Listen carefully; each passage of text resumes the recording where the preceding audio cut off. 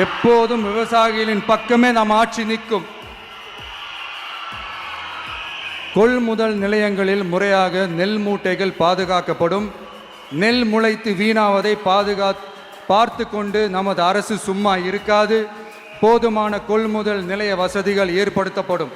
அதே போல கொள்முதல் நிலையங்களில் கொள்முதல் செய்வதற்கோ மூட்டை ஏற்றி இறக்கவோ ஒரு பைசா கமிஷன் வாங்காமல் பார்த்து கொள்ளப்படும்.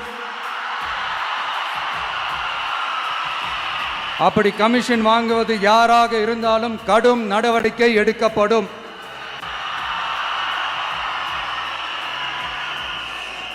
ஐநூறு ரேஷன் கார்டுகளுக்கு ஒரு ரேஷன் கடை என்ற வரையறை நிர்ணயிக்கப்படும்.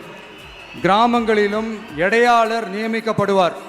பெண் விற்பனையாளருக்கு பெண் எடையாளர், ஆண் விற்பனையாளருக்கு ஆண் எடையாளர் என்பது பின்பற்றப்படும்.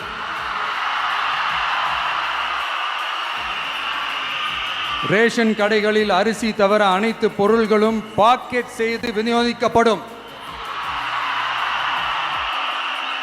மீனவர்களுக்கு ஒன்றிய அரசு சட்டப்படியான பாதுகாப்பை உறுதி செய்ய வேண்டும்.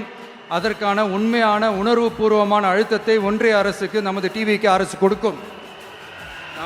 நான் மீண்டும் சொல்றேன், கல்வி, மருத்துவம், ரேஷன், குடிநீர், சாலை வசதி, பஸ் வசதி, இது மாதிரி அடிப்படை விஷயங்களுக்காகத்தான் நம் அரசு முதல்ல முக்கியத்துவம் கொடுக்கும்.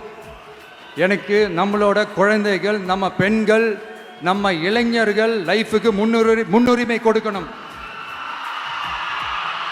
அரசு வேலை வாய்ப்புகள் மட்டும் இல்லாம தனியார் வேலை வாய்ப்புகளுக்கான வழியையும் உத்தரவாதத்தையும் உருவாக்கணும்.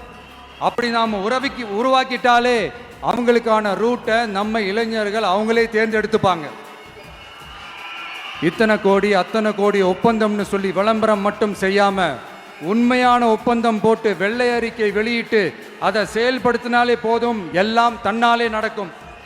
இங்க என்னனையும் சொல்ல நினைக்கிறேன், இங்க அடுத்து நாங்க தான் நெஞ்சை நிமித்திரி கூவுற யாராச்சும் நாங்க ஊழலே செய்யாதவங்கன்னோ ஊழல் செய்யவே மாட்டோம்னோ நெஞ்சை தொட்டு மனசாட்சியோட சொல்ல முடியுமா? ஆனா நாம இன்னைக்கு இல்ல, ஆட்சிக்கு வந்ததுக்கு அப்புறமும் ஓப்பனா தில்லா கட்ஸா சொல்லுவோம், ஊழல் லஞ்சம் இல்லாத ஒரு ஆட்சியை கொடுக்க உண்மையா ட்ரை பண்ணாலே போதும், எல்லாம் தன்னாலே நல்லா நடக்கும்.